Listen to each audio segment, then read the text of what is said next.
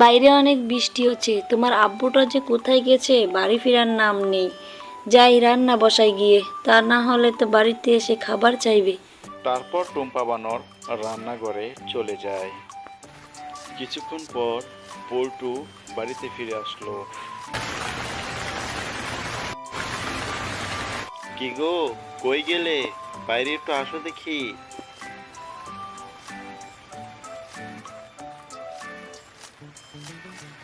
তুমি এসেছো?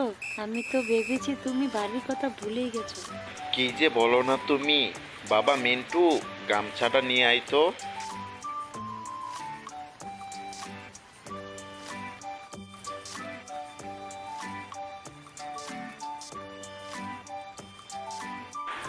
বাবা, এতগুলা কলা গাছ কেন এনেছো বাবা? এই কলা গাছ দিয়ে কলা গাছের বাড়ি বানাবো বাবা। যাও, সেটা কি হয় নাকি? এরকম বাড়ি কি হয়? আমাকে হাসালে বাবা। হাসিস না বাবা, কখন যে কোনটা কি কাজে লাগে তা কেউ জানে না।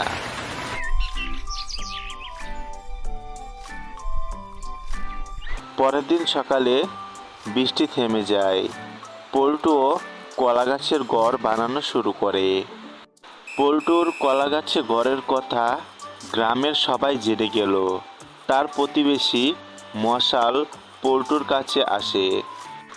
মিন্টু ভাই, কি করছো তুমি? এই তো ভাই, তেমন কিছু করছি না, কলা গাছের ঘর বানাচ্ছি। কি বলছো ভাই? কিসের ঘর? কলা গাছের ঘর? হাসালে ভাই। তোমার এসব কাজের জন্য ভাই, এই জন্যই তোমাকে সবাই মিন্টু পাগলা করে ডাকে, বুঝেছো? মশাল তারপর সেখান থেকে চলে যায়। মিন্টু কাজ করতে থাকে।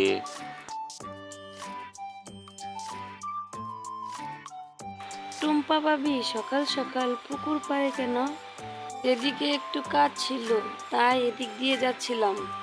তা বুঝলাম, তোমার স্বামী নাকি কলা গাছের বাড়ি বানাচ্ছে।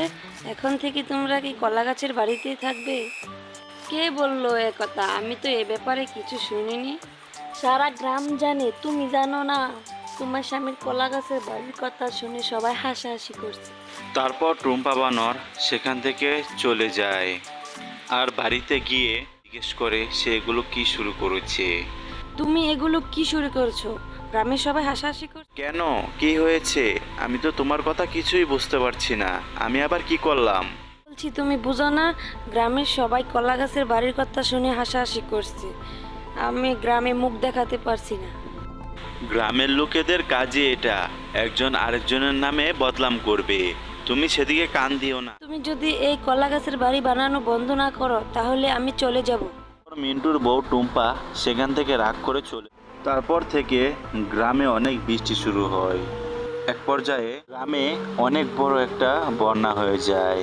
আর সেই বন্যায় সবার ঘর বাড়ি ডুবে যায়। সবাই এদিক সেদিক ছোটাছুটি করতে থাকে। একজন এদিক সেদিক সাঁতরে এদিক সেদিক যাচ্ছে। আরেকদিকে পল্টু যেই কলা গাছের বাড়ি বানিয়েছিল, সেই বাড়িটা পানির উপরে ভাসছিল। আর তারা অনেক ভালোই আছিল। সবাই সেটা দেখে অনেক আফসোস করছিল। তারপর পল্টু সবার এই গতি দেখে সে কলা গাছের বাড়ি নিয়ে সবার কাছে যায় আর গিয়ে সবাইকে উদ্ধার করে।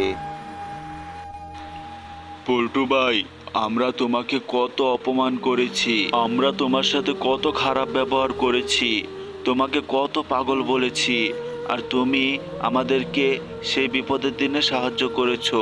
তোমাকে অনেক অনেক ধন্যবাদ পল্টু ভাই, আর আমাদেরকে ক্ষমা করে দাও পল্টু ভাই। কি বলছেন মশাল ভাই? আমি এগুলো কিচ্ছু মনে করিনি। আমরা এক গ্রামেই থাকি, আমরা এক গ্রামেরই পশু। আমরা যদি একজন আরেকজনের বিপদে না আসি, তাহলে কে আমাদেরকে সাহায্য করবে? আর হ্যাঁ, আমার ঘরে কিন্তু রান্না হয়েছে, সবাই কিন্তু খেয়ে যাবেন। তারপর গ্রামের সবাই পল্টুকে অনেক শাবাশি দেয় আর পল্টুর অনেক প্রশংসা করে। সবাই পল্টুকে অনেক আপন করে নেয়। পল্টুকে আর পল্টু পাগলা বলে।